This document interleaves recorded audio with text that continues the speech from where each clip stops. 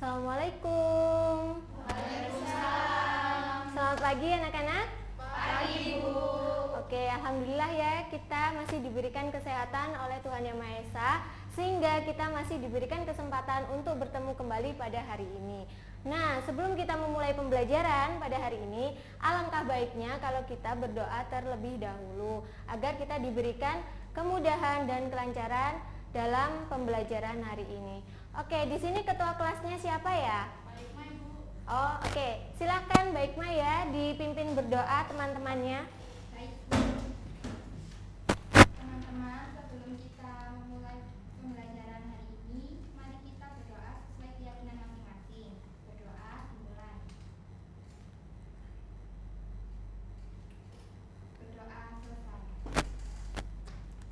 Nah, selesai berdoa, Ibu akan mengecek kehadiran kalian satu persatu ya. Alfia, Hadir, Bu. Arzelia, Hadir, Bu. Arinka, Ada, Bu. ada. Amalia, Selalu hadir, Bu. oke siap. Adelia, Hadir, Bu. Amelia, Hadir, Bu. Amilatus, Mbak Ikmai, Saya, Bu. Anissa Rahma, Saya, Bu. Adinda Putri. Oke, berarti pada hari ini siswanya hadir semua ya. Berarti kalian semangat untuk mengikuti pembelajaran pada hari ini. Oh ya, Ibu minta kalian lihat di sekitar kalian ya, di sekitar kalian dilihat. Itu kalau ada yang kotor silahkan dibersihkan. Kalau ada yang masih berantakan silahkan dirapikan terlebih dahulu. Ibu tunggu ya.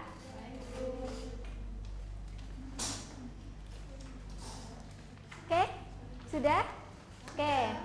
Nah, kalau kondisi kelasnya sudah bersih, sudah rapi, maka kan kita enak ya kan untuk melihat kondisi nyaman ini untuk kita belajar ya kan. Oh iya, sini kalian sudah sarapan semuanya? Loh, ada yang belum? Kenapa ini kok belum sarapan? Ayo, jangan sampai tidak sarapan ya. Karena apa?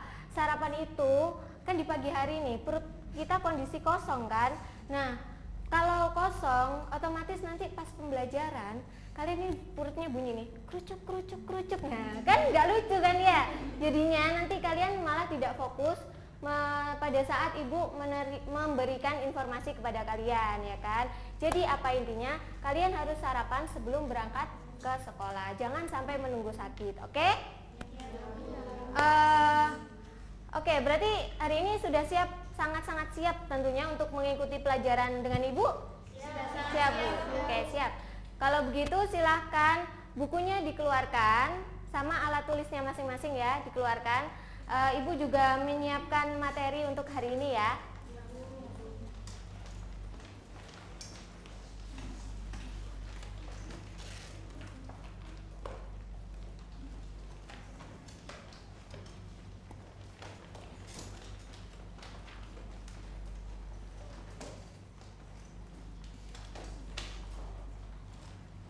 Bagaimana? Sudah siap? Nah, tujuan pembelajaran kita pada hari ini yaitu mampu menyusun laporan rekonsiliasi bank dan juga pos-pos penyesuaiannya. Ibu mau tanya ke kalian, ada yang masih ingat gak sih pada pertemuan minggu kemarin kita membahas tentang apa ya? Oke, betul sekali. Itu materinya masih sangat fresh sekali karena kita baru membahasnya pada minggu kemarin, ya kan? Jadi ibu mau tanya ke kalian untuk mengingat kembali materi yang sudah ibu sampaikan pada minggu kemarin. Ada yang masih ingat gak sih apa itu rekonsiliasi? Saya, Bu. Iya, silakan Anissa. Rekonsiliasi bank itu Iya. penyesuaian informasi catatan kas menurut perusahaan dan menurut bank. Oke, memang ya. Secara sederhana, rekonsiliasi bank itu proses mencocokkan informasi. Informasi itu berupa kas yang berada di bank dan juga yang berada di perusahaan, seperti itu. Selanjutnya bagaimana sih kronologi dari rekonsiliasi itu terjadi, prosesnya seperti apa? Ada yang tahu? Loh, nih pada diam semua. Ayo, jadi begini ya. Proses terjadinya rekonsiliasi itu dimulai di mana bank itu secara berkala mengirimkan rekening koran kepada perusahaan. Rekening korannya itu berisi tentang transaksi informasi yang berupa penyetoran maupun penarikan yang dilakukan oleh perusahaan itu sendiri pada periode tertentu yang juga disertai dengan bukti transaksi yang valid dan sah, seperti itu. Lalu apa yang terjadi dengan rekonsiliasinya setelah bank itu mengirimkan rekening koran ke perusahaan? Ada yang tahu? Tuh, bagaimana ini? Jadi kemarin tidak tahu, kemudian ibu kasih tahu. Setelah itu kalian sudah tahu pada hari ini, sekarang kalian lupa. Ayo yang lain, ada yang ingat? Oke, Adel. Iya. Bank akan memperlihatkan seluruh transaksi yang telah dilakukan selama periode tertentu. Iya. Terus? Jika ditemukan perbedaan, maka perusahaan atau bank akan melakukan penyesuaian berdasarkan bukti transaksi yang dianggap sah dan valid. Nah, betul sekali jawaban dari Adel. Kita kasih tepuk tangan untuk Adel ya. Nah, memang seperti itu ya proses terjadinya rekonsiliasi itu. Tidak rumit kan untuk teori-teori tentang rekonsiliasinya? Enggak ya, menurut Ibu enggak. Jadi setelah ini Ibu akan menyajikan sebuah video ya, silakan kalian perhatikan video yang akan Ibu tayangkan berikut.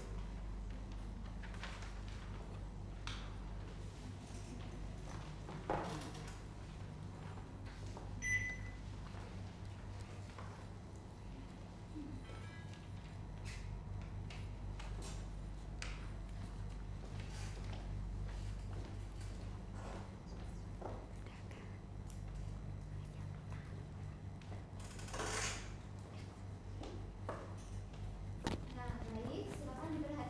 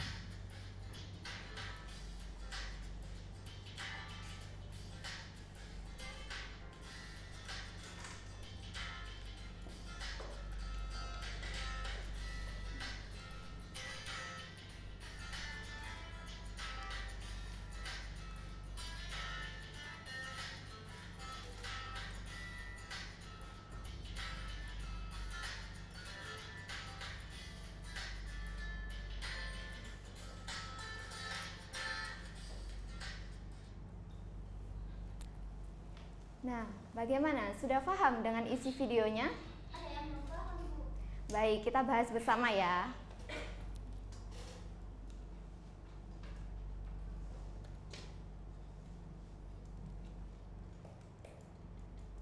Nah, seperti yang kita ketahui dalam video bahwa perbedaan itu yaitu di saldo perusahaannya tertera 205.020.000 rupiah. Sedangkan saldo di rekening korannya sebesar 221.900.000 rupiah. Setelah ditelusuri, ternyata ada beberapa penyebab perbedaan tersebut. Di antaranya ada setoran dalam proses, kemudian ada juga cek yang beredar, kemudian perusahaan belum mencatat bunga yang ditagih oleh bank atau yang disebut dengan inkaso, dan penyebab-penyebab yang lainnya. Jadi ada yang tahu apa penyebab yang pertama? Setoran dalam proses, Bu. Iya, benar sekali. Penyebab yang pertama adalah setoran dalam proses. Jadi setoran dalam proses itu maksudnya pihak perusahaan telah menyetor uang ke bank, akan tetapi pada saat yang bersamaan bank telah mencatat rekening koran sehingga setoran tadi itu belum dimasukkan ke dalam rekening koran. Lalu bagaimana cara menyesuaikannya? Dengan cara menambah jumlah setoran pada sisi bank. Iya, benar sekali Anissa.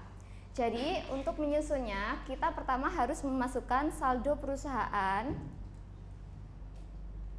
Nah, kemudian kita juga harus memasukkan saldo dalam rekening koran. Setelah itu, kita tambah di sisi bank, yaitu setoran dalam proses sebesar 36.800.000 rupiah untuk menambah saldo di banknya. Bagaimana? Sudah paham? Ya, kita lanjut ya ke penyebab selanjutnya. Penyebab yang kedua yaitu cek yang beredar. Cek beredar ini maksudnya perusahaan telah mengeluarkan cek kepada pihak lain, akan tetapi pemegang cek tersebut belum mencairkannya ke bank sehingga saldo kita belum terkurangi. Maka untuk merekonsiliasinya kita perlu mengurangi di sisi banknya.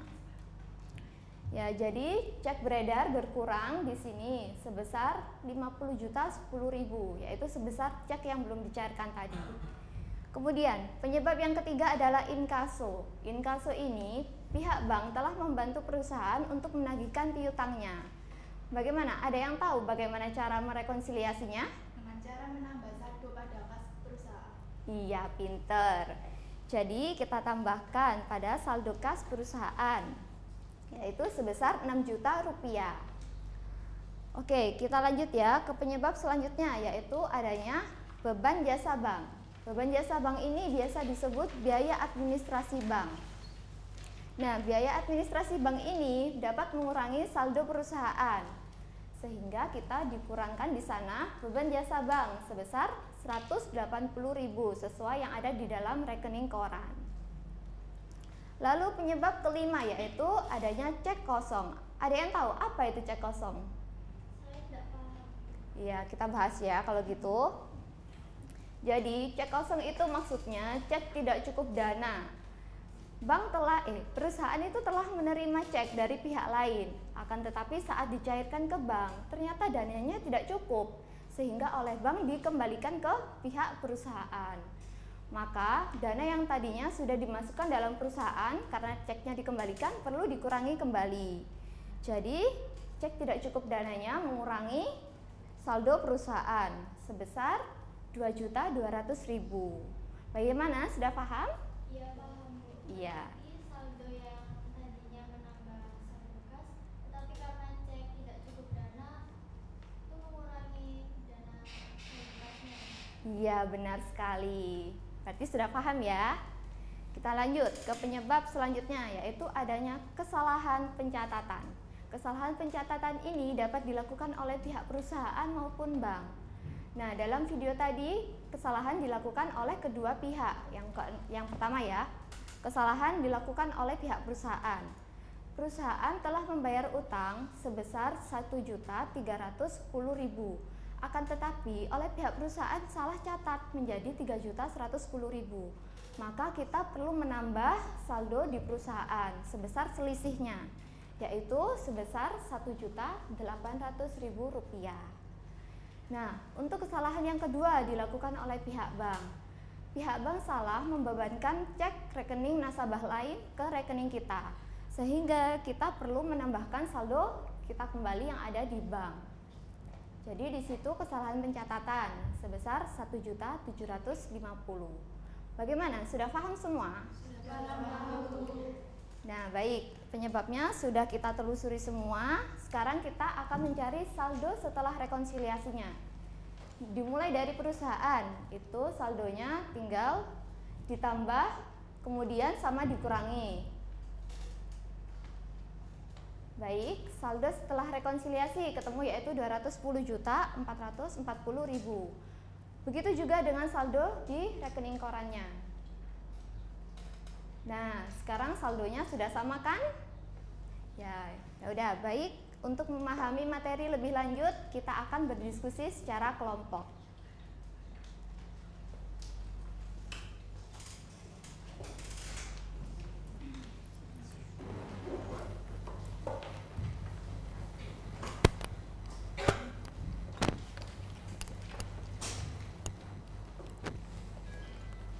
Nah, dari pertemuan minggu kemarin dan pertemuan tadi kita sudah banyak membahas tentang pengertian rekonsiliasi bank, tujuan, kegunaan, bentuk, hingga cara pencatatannya.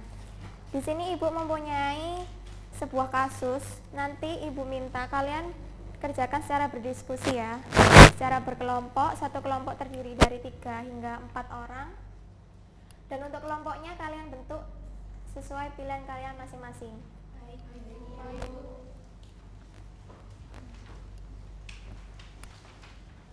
Sudah berkumpul dengan kelompoknya masing-masing?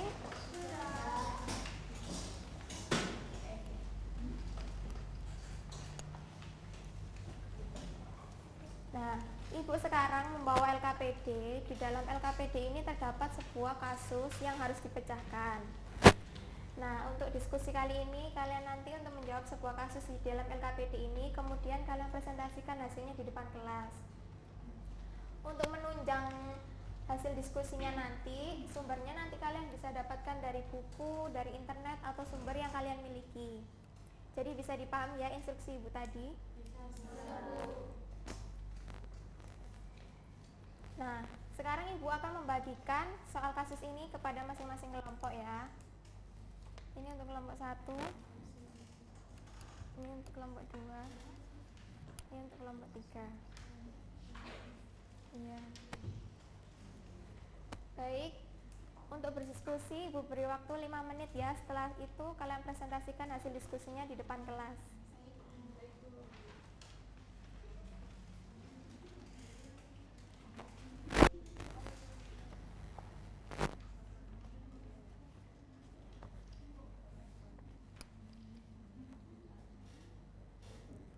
Apakah ada kesulitan?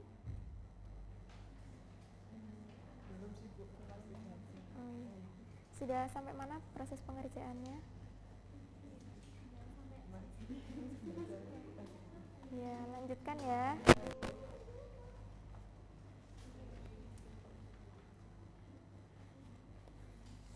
Untuk kelompok 2, apakah ada kesulitan? Sudah sampai mana proses pengerjaannya? Ya. Lanjutkan ya.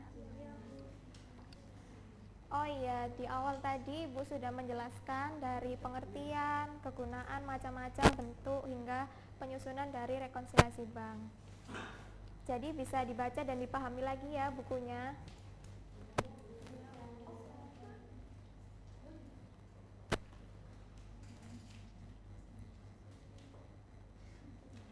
Kelompok 3, apakah ada kesulitan? Sudah sampai mana proses pengerjaannya?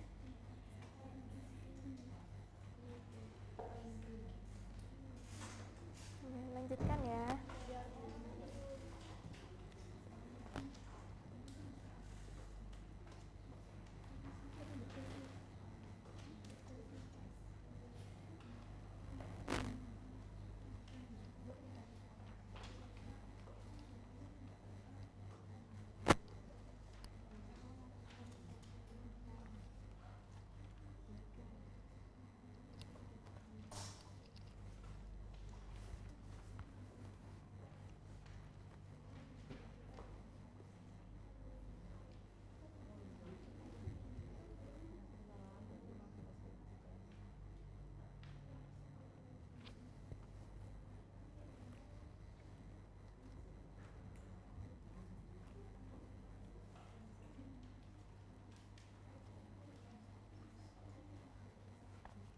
Baik ya anak-anak, waktunya sudah habis untuk berdiskusi. Sekarang waktunya presentasi.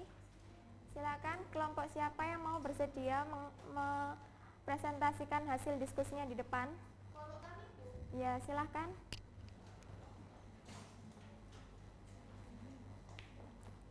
Ini spidolnya.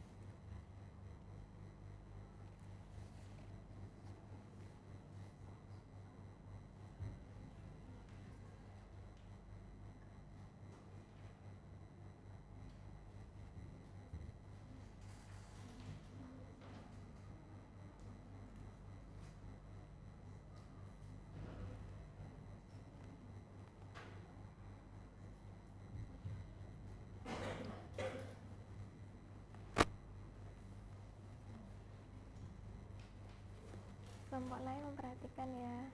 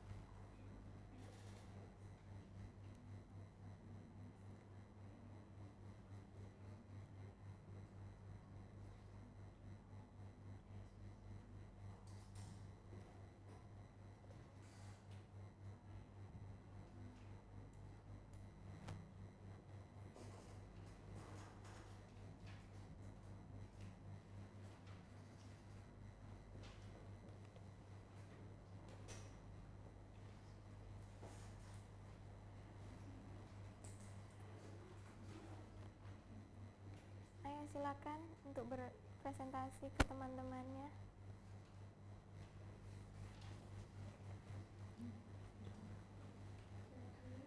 Pertama kita masukin satu bank dan satu perusahaan dulu. Satu bank 250.000 dan satu perusahaan 185.500.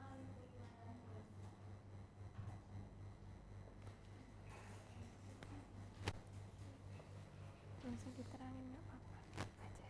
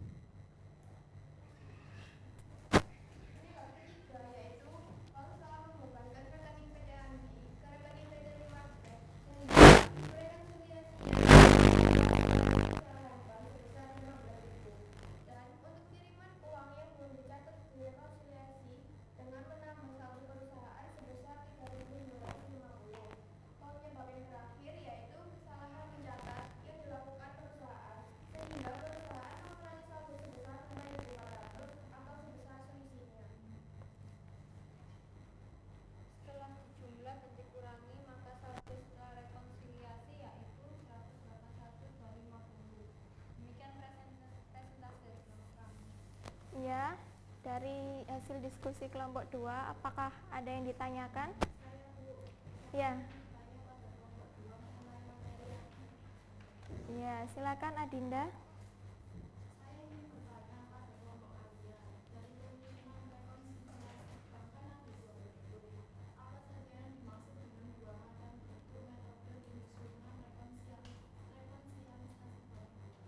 Baik, terima kasih pertanyaannya Adinda. Saya dari perwakilan kelompok 2 ingin menjawab pertanyaan dari Adinda. Jadi rekonsiliasi bank dapat dibuat dengan dua bentuk. Pertama dengan bentuk konro dan kedua dengan bentuk stapel. Bagaimana Adinda, jawaban dari kelompok kami apakah bisa diterima? Iya, bisa diterima. Yang lain, apakah ada yang ingin ditanyakan atau menanggapi dari hasil jawaban kelompok 2? Saya Bu. Ya, silakan Arzelia. Saya ingin bertanya kepada kelompok 3 tentang apa saja fungsi dari rekening koran itu. Baik, terima kasih Arjali atas pertanyaannya. Kami akan menjawab fungsi dari rekening koran adalah untuk mengetahui transaksi perusahaan. Juga dapat dijadikan bukti pada pihak lain bahwa perusahaan itu memiliki uang yang tersimpan di dalam bank. Bagaimana, sudah paham atau belum? Sudah. Terima kasih. Nah, bagaimana jawaban dari kelompok 2? Apakah ada yang berbeda dengan kelompok kalian? Ya, jawaban dari kelompok 2 ini sudah benar. Silakan kembali ke tempat duduk dan beri tepuk tangan untuk kelompok 2.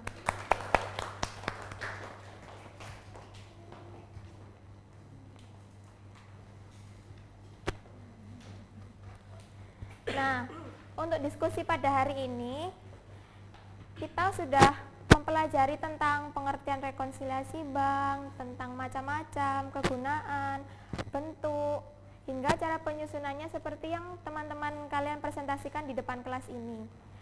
Di sini apakah sudah paham semuanya? Baik, Ibu anggap untuk diskusi kali ini kalian sudah paham semuanya ya.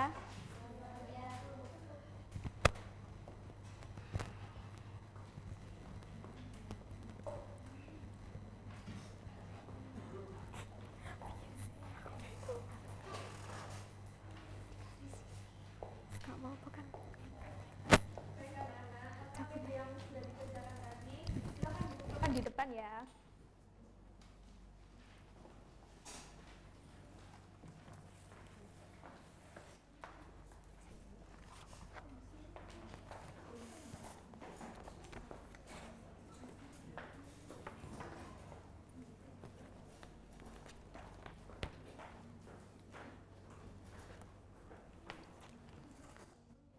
Baik anak-anak, tadi kan sudah dijelaskan tuh mengenai pengertian rekonsiliasi bank, tujuan, dan cara pencatatannya seperti apa. Mulai dari penayangan video, PowerPoint, dan diskusi kelompok ya kan.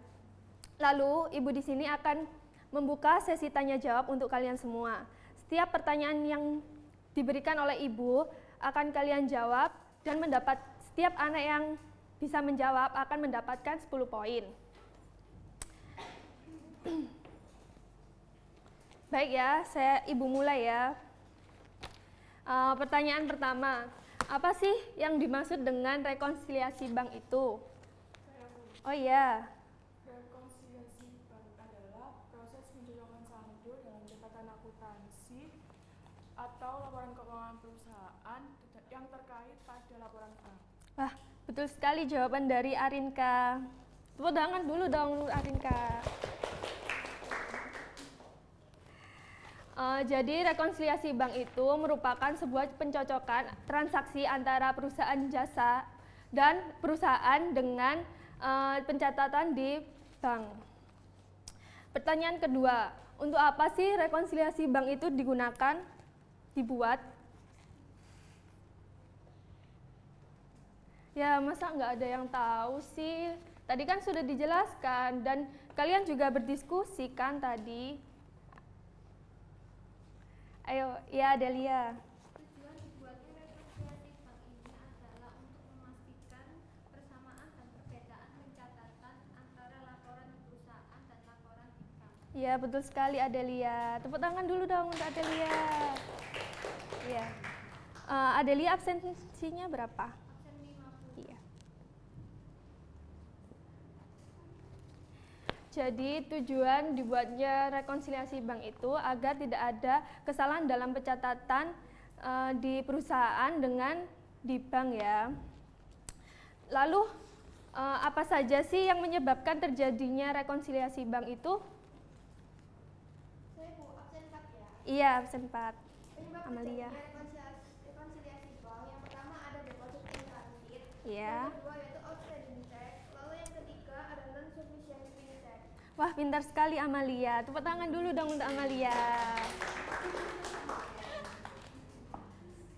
Jadi yang menyebabkan terjadinya rekonsiliasi bank itu yang pertama ada deposit in transit, yang kedua ada outstanding check, yang ketiga ada cek kosong. Lalu apa sih deposit in transit itu? Iya, Amelia. Deposit in transit atau setoran dalam proses adalah uang tunai atau cek yang diterima oleh bank dan sudah dicatat oleh perusahaan tetapi belum dicatat oleh bank. Iya, betul sekali Amelia. Lia. Absen? Iya.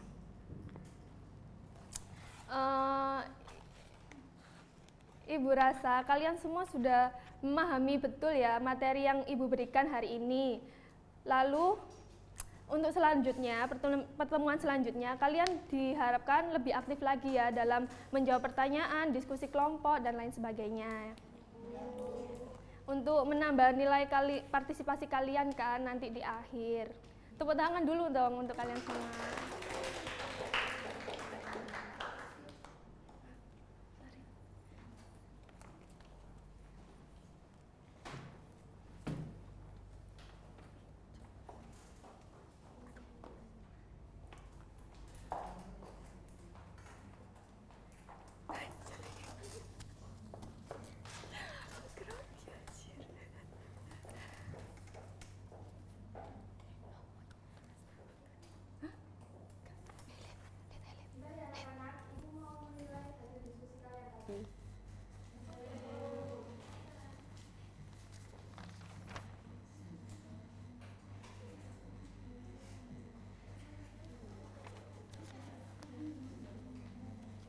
Kondusif ya anak-anak.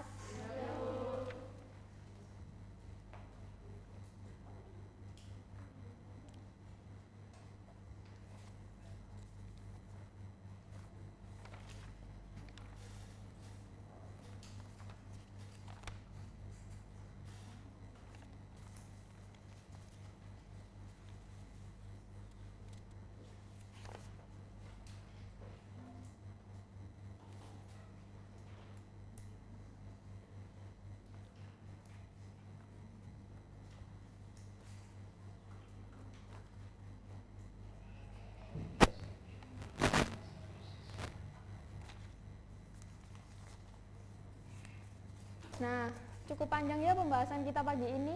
Gimana? Masih semangat? Nah, bagus. Nah, gimana tentang rekonsiliasi bank tadi? Ada yang perlu ditanyakan atau belum paham? Nah, kalau gitu semuanya kan sudah paham. Ada yang bisa menyimpulkan materi pagi ini? Iya. Silakan. Yaitu rekonsiliasi bank adalah suatu prosedur pengendalian terhadap bank dengan membandingkan catatan aset perusahaan dan IDP. Bank mengirimkan laporan buka assessment yang berisi semua transaksi penyetoran selama periode tersebut. Rekonsiliasi ini untuk mengetahui penerimaan dan pengeluaran yang terjadi di bank tapi belum dicatat perusahaan. Nah, tepat sekali jawabannya. Kasih tepuk tangan dong. Ya, namanya Milatus ya? Ya, kamu absen berapa? 7. Oke. Nah, jadi anak-anak, rekonsiliasi bank itu terjadi karena adanya ketidakcocokan antara laporan keuangan yang ada di bank dan laporan keuangan yang ada di perusahaan. Tadi kan sudah dibahas apa penyebab-penyebabnya, yaitu inkaso, cek beredar, cek kosong, setoran dan perjalanan, dan lain-lain. Nah, jadi rekonsiliasi bank ini diperlukan untuk mensinkronkan dan mencocokkan kedua catatan yang tidak cocok tersebut. Nah, untuk perusahaan, rekonsiliasi bank ini untuk mengetahui penambahan dan pengurangan kas pada perusahaan. Gimana? Sudah paham? Sudah. Nah, Kalau gitu, supaya kalian lebih paham lagi, Ibu akan membagikan LKPD kalian. Nah, perwakilan kelompok 1.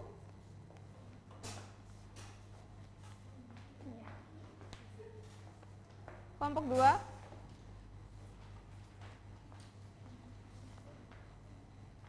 Kelompok 3.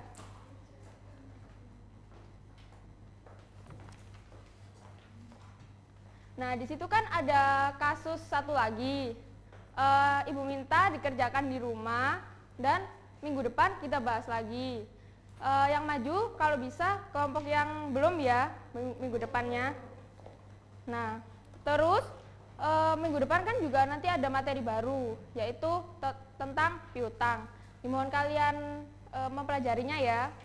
Kalau misalkan ada yang belum paham, bisa menghubungi Ibu lewat WhatsApp seperti biasanya. Ya udah, Ibu rasa untuk cukup sampai di sini. Kalau gitu, Ibu akhiri ya. Semoga ilmu yang Ibu berikan ini bermanfaat untuk kalian. Amin. Assalamualaikum. Waalaikumsalam.